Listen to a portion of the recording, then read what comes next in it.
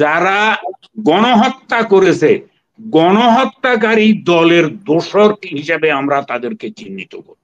একদম পরিষ্কার কথা, কোনো ছাড় নেই। তাদেরকে গণহত্যাকারী দলের দোসর হিসেবে চিহ্নিত করব।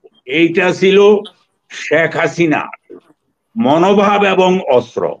আর আল্লাহর কি রহমত এবং আল্লাহর কি কুদরত, এটি এখন শেখ হাসিনার উপরেই এই অস্ত্র প্রয়োগ হচ্ছে। আপনি প্রথমেই উল্লেখ করেছেন সাংবিধানিক পদগুলি পর্যায়ক্রমে শূন্য হচ্ছে এবং রাষ্ট্রপতি যদি না থাকেন তাহলে কি হবে। একটি বিষয় খেয়াল রাখা লাগবে, আমরা এখন যে অবস্থায় আছি এটি হলো একটা ছাত্র গণ অভ্যুত্থান জনিত সরকার।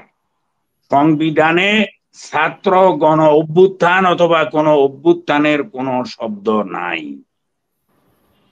এটা মগজে রাখতে হবে।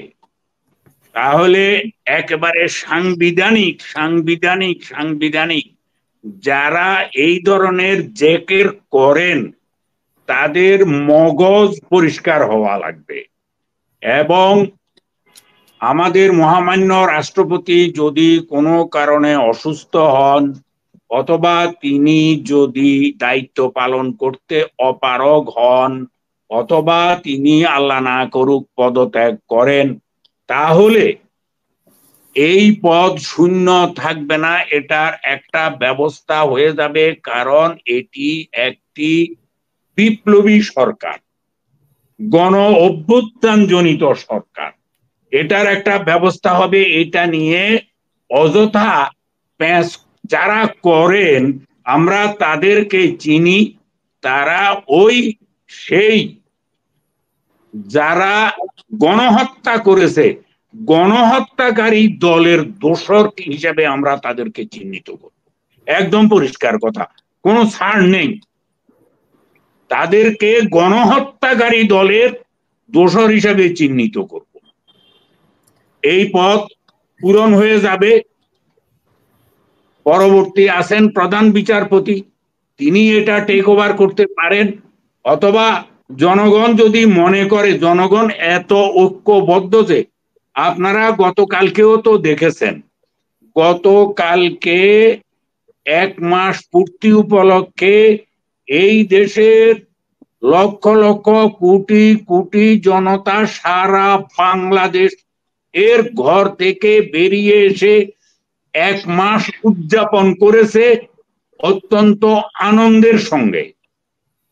এবং তারা ঘোষণা করেছে যে তারা এই দেশে জনগণের অধিকার নিশ্চিত করা ছাড়া ঘরে ফিরবে না।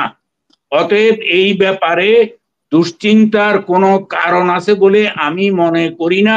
আমার সম্মানিত সহ আলোচক কি মনে করেন আল্লাহ জানেন। বিশেষ করে বাকি যে 3 জন আছেন, বিশেষ করে 2 জনকে তো আমি জানি খুব ভালো করে, ওনারা রাজনৈতিকভাবে অত্যন্ত অভিজ্ঞ এবং দক্ষ ব্যক্তি, ওনারাও ওনাদের মতামত প্রকাশ করবেন।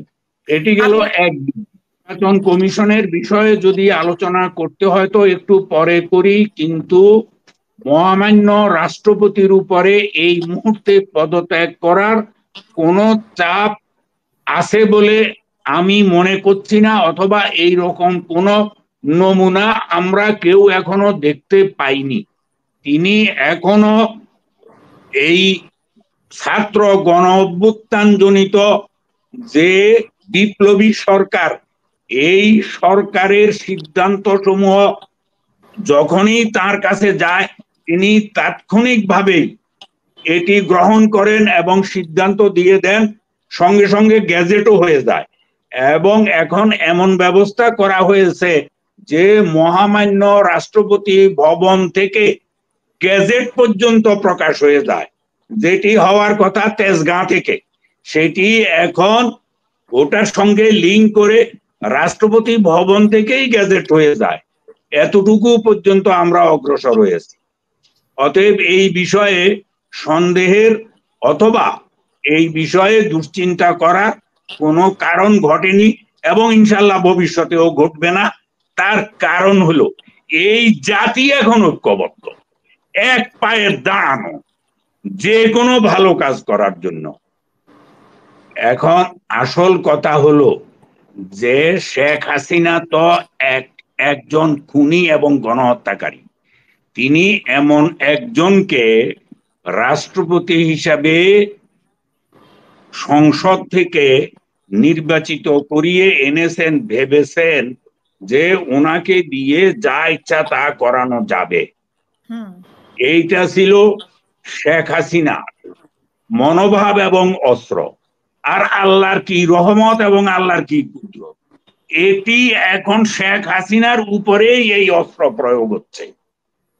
এটা হলো আমাদের জন্য একটা নেয়ামত যে আমরা এই রাষ্ট্রপতিকে দিয়ে গত এক মাসে হাজার কাজ করিয়ে নিতে পেরেছি।